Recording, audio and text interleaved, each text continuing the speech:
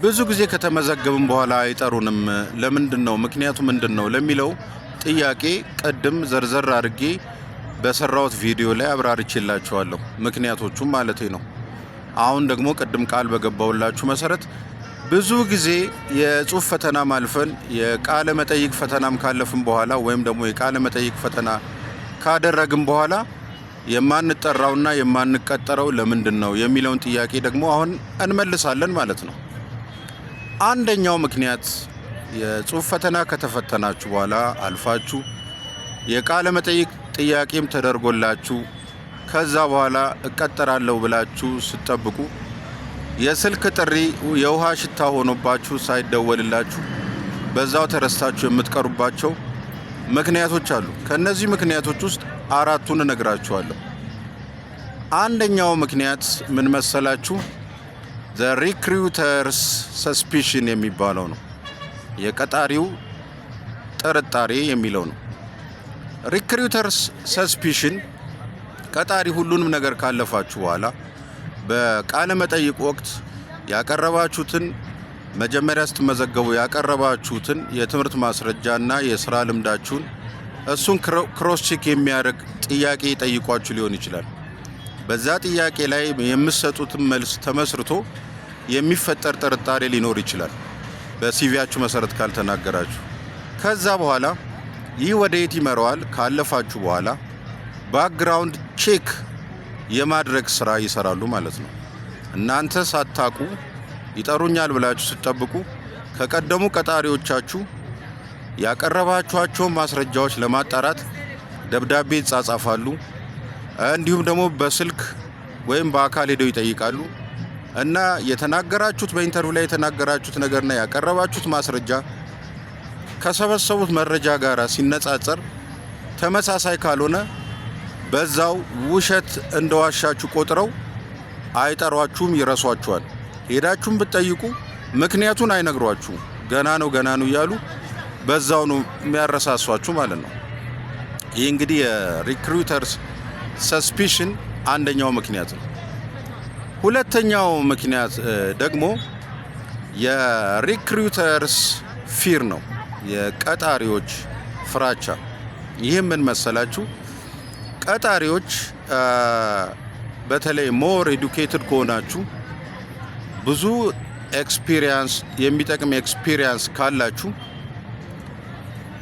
በስራው ቦታ ላይ ልጠይቁ ስራ ከጀመራችሁ በኋላ ልጠይቁ የምትችሏቸው ብዙ ከምታበረክቱት የእውቀትና የስኪል አንጻር ሊጠይቁን ይችላሉ ብለው የሚሰጉባችሁ ብዙ ነገሮች ይኖራሉ። አንደኛው ምንድነው? የሚከፈለኝ ክፍያ በቂ ላይሆን ይችላል ብለው ኮምፕሌን ሊያደርግ ይችላል። ምናልባት ደግሞ መስሪያ ቤቱ ጥሩ ካሪር ስትራክቸር የሌለው ከሆነ ደግሞ ቶሎ ብሎ ሞቲቬት የሚያደርጉ የደረጃ እድገቶችን የመሳሰሉ ጥያቄዎችን ሊያነሳ ይችላል። እንዲሁም ደግሞ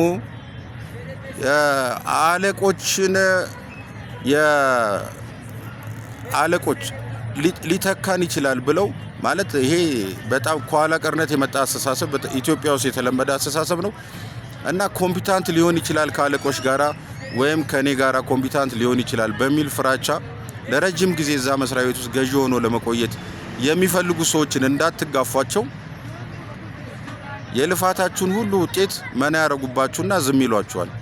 ሌላ ሞር ኮምፒታንት ያልሆነ ሰው ይጋብዙና አርፎ ቀጥለጥ ብሎ እየታዘዘ እንዲሰራ የሚፈልጉትና የሚመኙትን አይነት ሰው ይጠሩባችኋል ማለት ነው። ሄዳችሁም ለዚህም አልፌ ኢንተርቪው ተደርጌ ነበር ለምን አልተጠራውም ብላችሁ ብትጠይቁም መልስ አይሰጧችሁ። ዝም ብለው ነው የሚያጉላሏችሁ ማለት ነው። ሌላኛውና ሶስተኛው ደግሞ ምንድነው?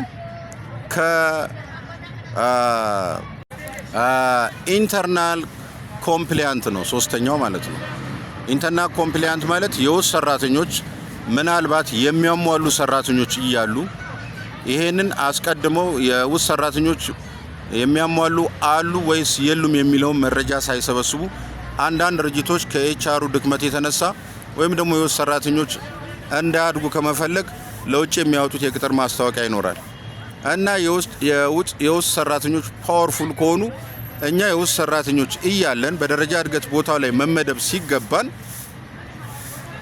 ለኛ ማስታወቂያው የደረጃ እድገት ማስታወቂያ ሳይወጣ ለውጭ ቅጥር እንዲወጣ ተደረገ።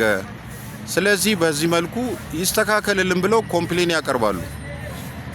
በእርግጥ የውስጥ ሰራተኞች በዚህ ረገድ በማስታወቂያ መሰረት የሚያሟሉ ካሉ ቅሬታቸውን የሚሰማ የበላይ አካል ካላቸው ለጊዜው የእናንተ የተፈተናችሁት ቃለ መጠይቅ የተደረጋችሁት በሙሉ ፔንድ ይደረግና የኢንተርናል ኮምፕላያንቱ ይሰማል ማለት ነው።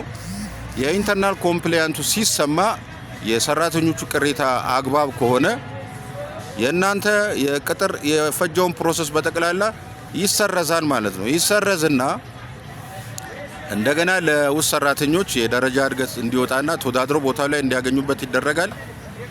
ከዛ በኋላ እናንተ ሄዳችሁ አልፌ ኢንተርቪው ፕሮሰስ ሁሉ ጨርሼ ነበር ለምን ተጠርቼ አልተቀጠርኩም ብላችሁ ብትጠይቁ የሚስማማ መልስ አይሰጧችሁ።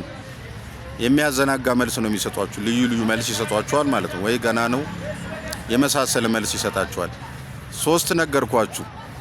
በአራተኛ ደረጃ የምነግራችሁ ኮምፕላያንት ፕሪጁዳይስ የሚባለው በተለይ አሁን ኢትዮጵያ ውስጥ በጣም እየተለመደ የመጣ አስቀድሞ ስለናንተ ብሔር ስለናንተ ማንነት ኢንፎርሜሽን ሳይኖራቸው የጽሁፍ ፈተናውን ትፈተናላችሁ፣ ታልፋላችሁ፣ አንደኛም ልትሆኑ ትችላላችሁ። ለቃለ መጠይቅ ተደውሎ ትጠራላችሁ። ከዛ በኋላ ቃለ መጠይቅ የሚያደርጓችሁ አካል የመጀመሪያ ፕሪሊሚናሪ ስክሪኒንግ ላይ ያልነበሩ ናቸው። በብዛት የቅጥር ኮሚቴ አባላት ናቸውና ከስራ ክፍሉም እናንተ ያመለከታችሁበት የስራ ክፍልም ከዛ ተወክሎ የሚመጣ ኮሚቴ ይኖራል፣ አባል ይኖራል እና ለኢንተርቪው ተጠርታችሁ ኢምፕሬሽን ማኔጅመንታችሁን ጠብቃችሁ ቂቅ ብላችሁ ዘንጣችሁ የሚገባውን በቂ የሆነ መልስ ሰጥታችሁ ኢንተርቪውን ልትወጡ ትችላላችሁ። በዛ ጊዜ በኢንተርቪው ላይ ግን አሁን እየተለመደ የመጣው ቆሻሻው ነገር የእናንተን አመጣጥ ማለት ብሔራችሁንም ሊሆን ይችላል፣ ከስብናችሁ ጋር የተያያዘ አንዳንድ ጥያቄዎችን የሚጠይቋችሁ ይችላሉ።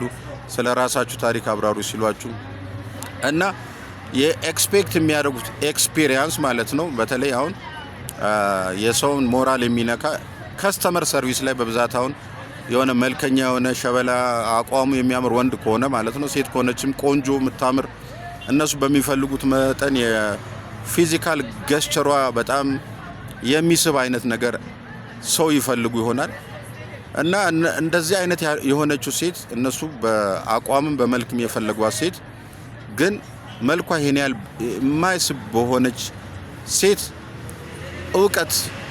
እውቀቷ ግን የላቀ የሆነ ሴት ኢንተርቪው ላይ በደንብ መልሳ ቆንጆ ያልሆነችዋን ሴት ልትበልጣት ትችላለች። በዚህ ጊዜ ይሄ ሪክሩተርስ ቢያዝ የሚባለው ነገር ስራውን ይሰራል ማለት ነው።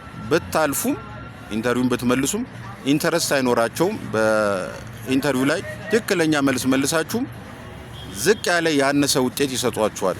በኋላ ኮምፕሌን እንዳታረጉ።